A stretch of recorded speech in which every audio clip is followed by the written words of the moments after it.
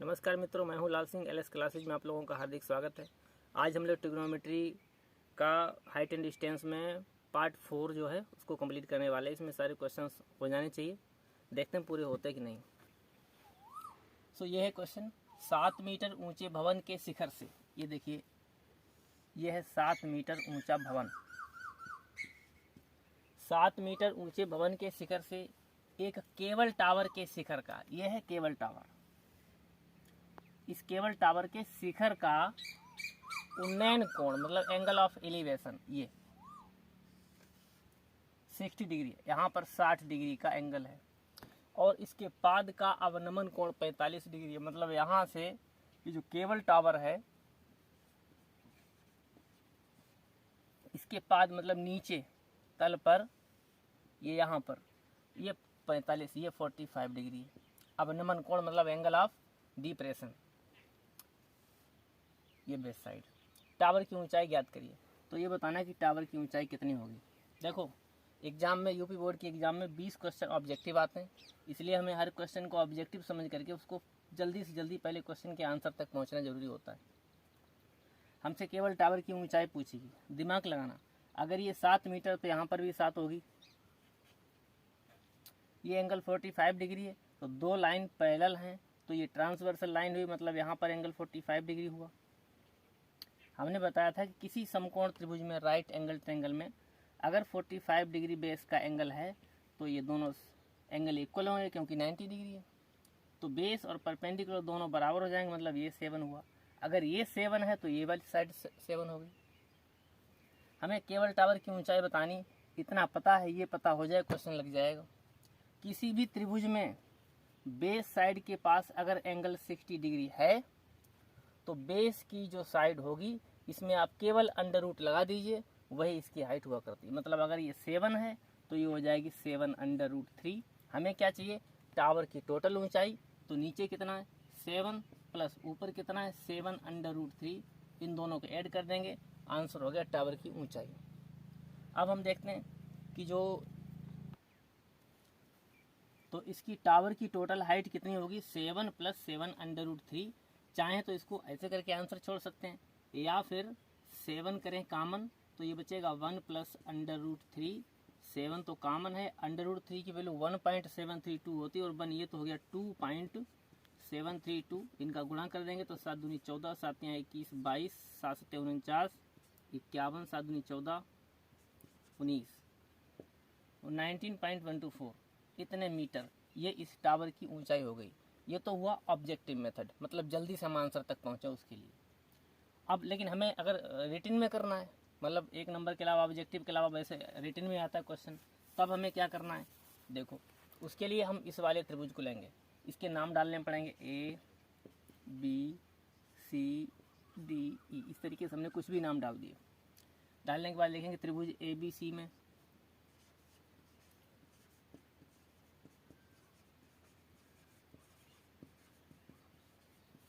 इस ABC में, मतलब त्रिभुज ऐसा लेते हैं जिसमें कोई सा एक एंगल 90 डिग्री जरूर मिले। तो इस वाले त्रिभुज में, अब देखो पहले से हमें क्या पता था वही रखते हैं, केवल इतना मालूम था कि ये भवन है, इसकी ऊंचाई 7 मीटर है, और बस टावर की ऊंचाई बतानी है। तो इस वाले त्रिभुज में पहले हम ये बेस साइड पता करेंगे। इसमें लगाते हैं क्या? tan थीटा, tan 45 डिग्री, लंब बटे आधार परपेंडिकुलर अपान बेस, मतलब 7 अपान AB। tan 45 की वैल्यू 1 होती है, तो ये आपको मिल गया कितना? AB is equal to 7 metre. ये साइड पता लग गई 7 मीटर है ना। इसको हमेशा ध्यान रखना है कि 45 डिग्री एंगल मिले, बेस वाला एंगल, तो बेस और परपेंडिकुलर इक्वल होते हैं। क्लियर? निकल आया भाई। जब ये 7 पता लग गया तो हम क्या लिखेंगे? इसलिए CD is equal to 7 metre. अब ये 7, ये दोनों बराबर बराबर हो गई। अब इस वाले ट्रायंगल में जाएंगे। अब त्रिभुज CDE में, नाउ इन ट्रायंगल CDE, इस वाले त्रिभुज में फिर से tan थीटा का फॉर्मूला लगाएंगे। तो tan नहीं 60 है इस बार। tan 60 degree is equal to perpendicular upon base, मतलब DE अपॉन 7। tan 60 की वैल्यू होती है √3 upon 1 is equal to DE upon 7। Cross multiply करेंगे तो DE इज इक्वल टू 7 √3 मिला। ये वाली साइड ये DE जो निकली है वो कितनी निकली 7 √3। नीचे की साइड 7 है, ऊपर की 7 √3 है। हमें टोटल हाइट बतानी थी, तो टावर की कुल ऊंचाई, टावर की कुल ऊंचाई इज इक्वल टू BD और प्लस DE। नीचे वाली BD 7 है और प्लस ऊपर की 7 √3। अब इनको जोड़ने का तरीका 7 प्लस, अभी थोड़ी देर पहले हमने कॉमन लिया था, इनको कॉमन लेने के बाद सॉल्व किया, तो वो भी तरीका ठीक है। अगर हम चाहें तो 7 को अलग करके 7 इंटू √3 की वैल्यू होती है 1.732। कैसे भी करें दोनों ठीक है। तो 7 और प्लस इनका मल्टीप्लाई करो, तो 7 दूनी 14, 7 21, 22, 7 7 49, 51, 7 एकम 7, ये 12.124। 7 इनमें और जोड़ दो तो 12 7 19, 19.124 मीटर। ये टावर की टोटल ऊंचाई हो गई। That's all. क्वेश्चन नंबर 13 है, समुद्र तल से 75 मीटर ऊंची लाइट हाउस। तो हमने मान लिया ये समुद्र तल है और इससे 75 मीटर ऊंची लाइट हाउस के शिखर से ये यहाँ पर ये 75 मीटर की ऊंचाई है लाइट हाउस की। शिखर से देखने पर दो समुद्री जहाज़ों के अवनमन कोण, एंगल ऑफ डिप्रेशन, मतलब देखो समुद्री जहाज ये दोनों मान लिए हमने यहाँ पर, ये उनके अवनमन कोण एंगल ऑफ डिप्रेशन 30 डिग्री और 45 डिग्री हैं। अब देखो यहाँ से एंगल ऑफ डिप्रेशन मतलब ऊपर से नीचे तरफ वाले एंगल, एक तो इधर बन रहा है और दूसरा यहाँ पर। यदि लाइट हाउस के एक ही और एक जहाज दूसरे जहाज के ठीक पीछे हो तो लाइट हाउस के एक ही तरफ हैं ये दोनों जहाज एक दूसरे के आगे पीछे हैं, तो दोनों जहाज़ों के बीच की दूरी ज्ञात करिए। ये दोनों जहाज जो हैं इनको ए बी मान लेते हैं, ए और बी दो जहाज हैं, इनके बीच की दूरी बता देनी है। और यहाँ पर हम कहते हैं CD, डी पर लाइट हाउस की ऊंचाई दिखाई गई। अब देखो हमसे क्या पूछा गया, ये वाली डिस्टेंस। ये क्वेश्चन दो तरीके से हो सकता है हमारे सामने।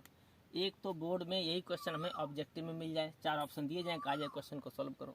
उस टाइम मेरे सामने केवल एक ही तरीका है, किसी भी तरीके से क्वेश्चन को सॉल्व करके हम जल्दी से जल्दी आंसर निकाल लें। उसके लिए तरीका सुनो, देखना दो अवनमन कोण मतलब एंगल ऑफ डिप्रेशन 30 और 45 हैं। अब आप देखो ये वाला एंगल कम है मतलब 30 होगा और ये एंगल ज़्यादा मतलब 45 होगा। अब देखो ये दो समांतर रेखाएं हैं, पैरेलल लाइन है, उन पर ये जो तिरछी लाइन कटी है इसको कहते हैं तिर्यक रेखा या फिर ट्रांसवर्सल लाइन। यहाँ पर एंगल कितना होगा, जो यहाँ पर मतलब 30 डिग्री। ऐसे ही ये भी एक तिर्यक रेखा मतलब ट्रांसवर्सल लाइन है, 45 डिग्री एंगल है, तो यहाँ पर 45 डिग्री एंगल हो जाएगा। अब हमें ये वाली दूरी बतानी है, इसके लिए तरीका समझना। जब ये एंगल 30 है तो ऊपर टोटल एंगल कितना होगा, ये टोटल एंगल 60 डिग्री, क्योंकि 30 और 60 हो गया 90, 90 और 90 मिलाकर के त्रिभुज के तीनों अंतर कोणों का योगफल 180 डिग्री होता है, 180 डिग्री। तीनों अंदर वाले एंगल ऐड कर दिए जाए। जब ये एंगल 60 हो गया तो ये 75 होने की वजह से ये नीचे वाली साइड 75 √3 हुई। इस चीज़ को आप समझ लीजिए। इस तरीके से अभी थोड़ी देर पहले हमने बताया था कि कोई भी समकोण त्रिभुज हो, राइट एंगल ट्रायंगल हो और 60 डिग्री एंगल दिया जाए आपके सामने, ये वाली साइड अगर 5 है तो 60 डिग्री के एंगल के ठीक सामने वाली साइड 5 √3 होगी, मतलब एंगल के 60 डिग्री वाले एंगल के ठीक सामने √3 लग जाता है। बस इतना ध्यान रखना है। ऐसे यहाँ पर देखिए टोटल 60 डिग्री एंगल है, तो इसके 60 डिग्री एंगल के ठीक सामने जो मतलब हाइपोटेनस को छोड़ करके साइड देगी उसमें √ लगा दीजिए आप, वही इसका आंसर होता है। अभी निकाल के दिखाएंगे। तो ये 75, ये हो गई 75 टोटल। इससे फ़ायदा क्या निकला, हमें ये वाली डिस्टेंस बतानी थी। टोटल 75 है, उधर हमारा दूसरा रूल 45 डिग्री एंगल इस वाले त्रिभुज में है, इसका मतलब ये 75 तो ये 75, दैट्स ऑल।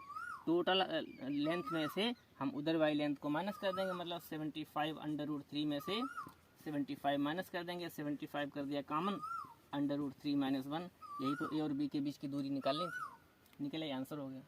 लेकिन रिटिन में क्वेश्चन पूछा जाए तब क्या करेंगे, देखो रिटिन के लिए हमें लिखना है, पहले इस वाले त्रिभुज में जाएंगे, त्रिभुज BCD में,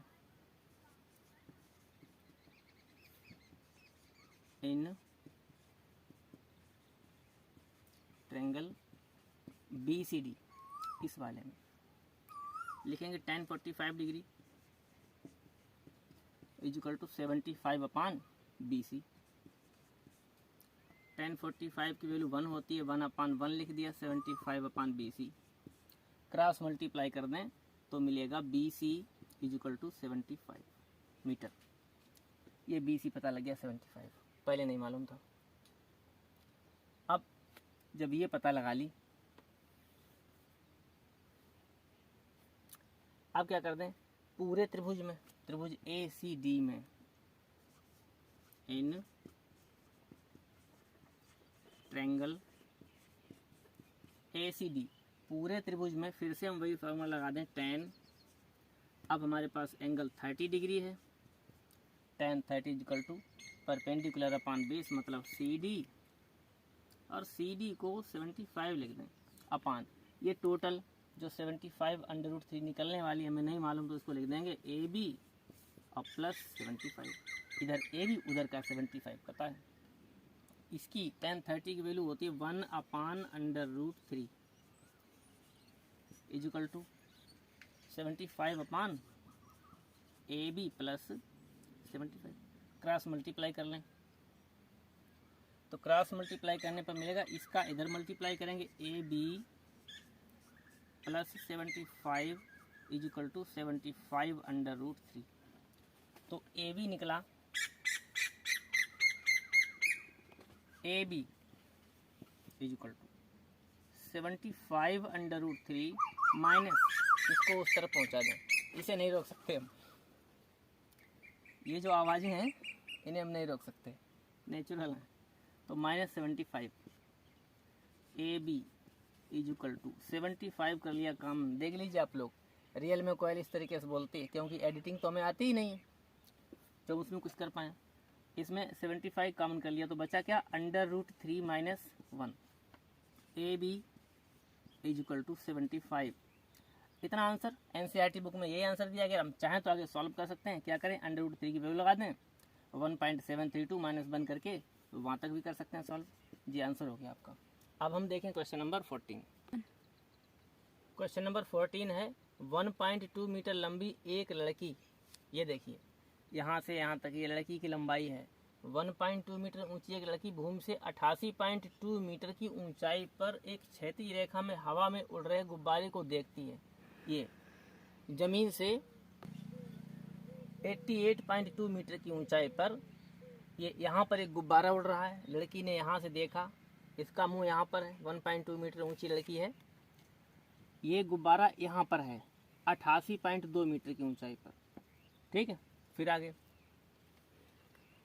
किसी भी क्षण लड़की की आंख से गुब्बारे का उन्नयन कोण 60 डिग्री, उसकी आंख से मतलब यहाँ से गुब्बारा पहले इस जगह पर था, ये लड़की की आंख है, 60 डिग्री का कोण बन रहा है, चित्र बुक में ही दिया गया है। कुछ